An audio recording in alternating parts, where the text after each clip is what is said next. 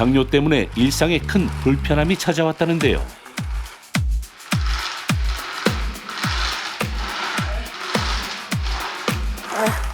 앉아서 해야 되겠네. 아이고. 서 있는 것도 힘들어 보이는데요. 그녀에게 대체 무슨 일이 있었던 걸까요? 발바닥 족부궤양 수술을 하는데요. 좀 많이 도련했어요. 서 있거나 걷는 게 많이 불편해서요.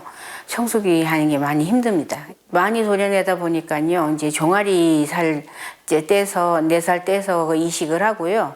또 그 위에다가 이제 그 이식한 피부 떨어질까봐 다시 이제 덮어 씌우느라고 허벅지에 그 이제 살을 떼갖고 이렇게 씌웠거든요.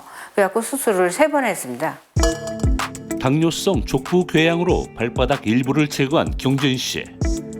도려낸 발바닥엔 종아리와 허벅지에 피부 이식을 하며 그녀의 다리엔 짙은 흉터들이 남게 됐습니다.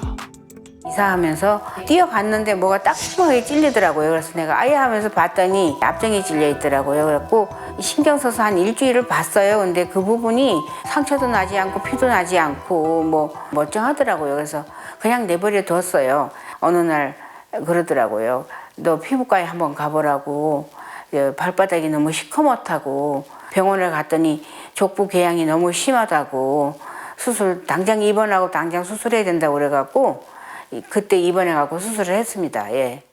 그런데 족부 궤양에 이어 또 다른 곳에서도 당뇨 합병증이 찾아왔답니다.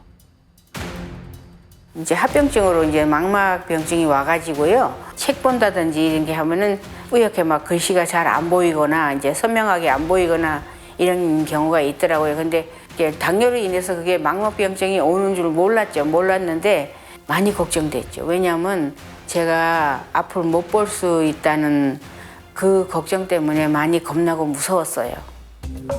당뇨 때문에 그녀가 가장 신경 쓰는 건 식단이라고 하는데요. 불편한 발 때문에 운동도 할 수 없어서 식단 조절이 필수라는 경진 씨. 혈당 조절에 도움이 되는 잡곡밥과 포만감을 채워줄 채소로 즐겨 먹는답니다. 발 수술하고요. 자꾸 살이 쪄갖고요. 살이 한 30kg 정도 쪘어요. 그래갖고 다이어트 하려면은 작게 먹을 수밖에 없어요. 걷잡을 수 없이 늘어난 체중으로 식사량에 제한을 두고 있다는데요. 하지만 적게 먹어도 체중과 혈당은 줄어들지 않는다죠. 9년째 당뇨와 싸우고 있는 경진 씨. 오전에 챙겨 먹어야 할 양만 7가지랍니다.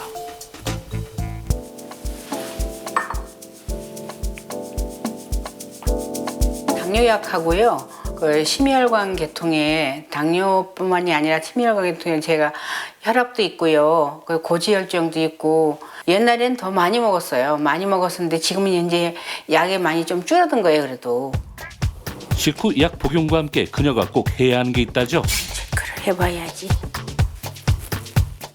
하루에 몇 번이고 혈당 검사를 해야 한다는 경진 씨. 현재 혈당 수치는 어떨까요?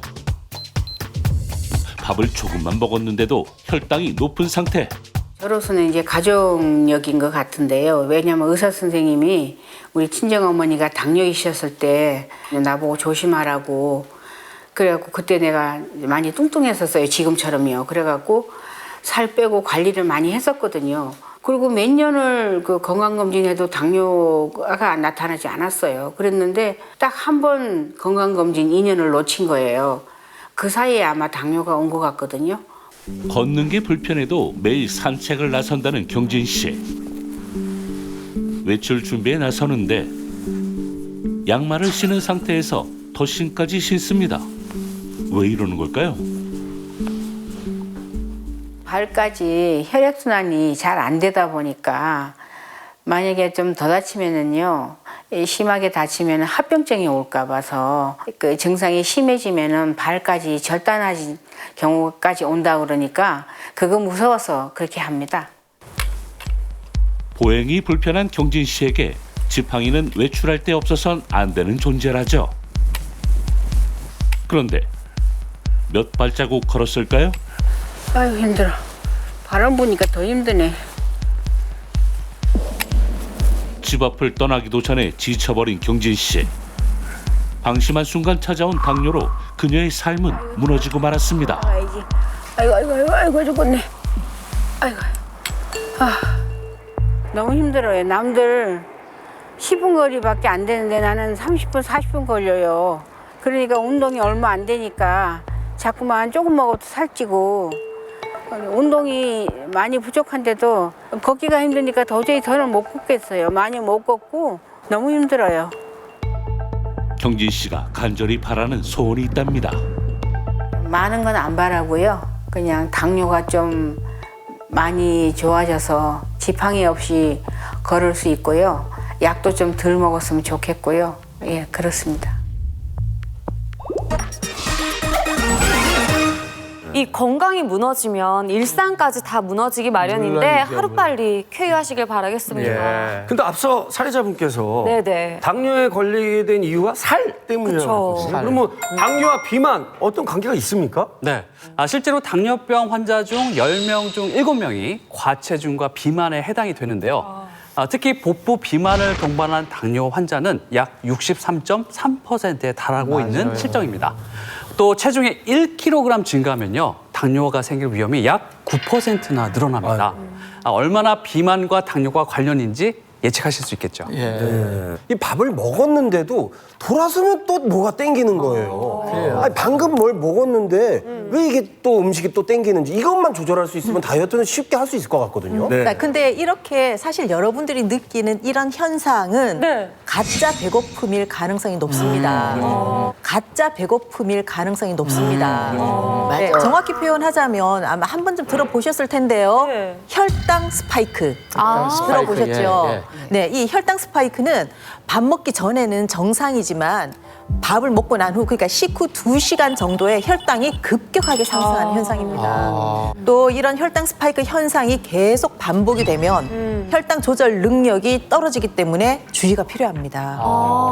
혈당 스파이크가 자주 발생하면 인슐린 분비를 과도하게 촉진하게 됩니다. 인슐린이 과다 분비돼서 혈당을 급격히 떨어뜨리면 우리 뇌는 이런 상태를 배고픔으로 인지하게 됩니다. 저 진짜 요즘에 진짜 배가 1시간만 지나면 배가 고픈 건 진짜 진심으로. 이게 많이 먹었으면은 들에 배가 안 고파야 되는데 많이 먹고는 돌아서면 또 다른 게 먹고 싶어. 근데 적당히 잘 나눠서 잘 먹고 관리가 잘 될 때는 그거 반밖에 안 먹어도 배가 안 고파. 그러니까 이게 오히려 과하게 먹으면 더 배가 고파. 그렇다니까 묘하다니까. 밥 먹은 지 얼마 되지 않았어도 가짜 배고픔 때문에 결국 식욕이 증가해서 체중 관리가 어려워지는 거죠. 게다가 이런 현상이 반복되면 내성이 생겨서 인슐린이 제대로 작동하지 않아서 여러분 많이 들어보셨습니다. 인슐린 저항성이 생깁니다. 자, 인슐린 저항성은요, 혈당 조절이 안 되기 때문에 남들과 똑같이 먹어도 살이 찌고 아무리 운동을 해도 살이 빠지지 않게 됩니다.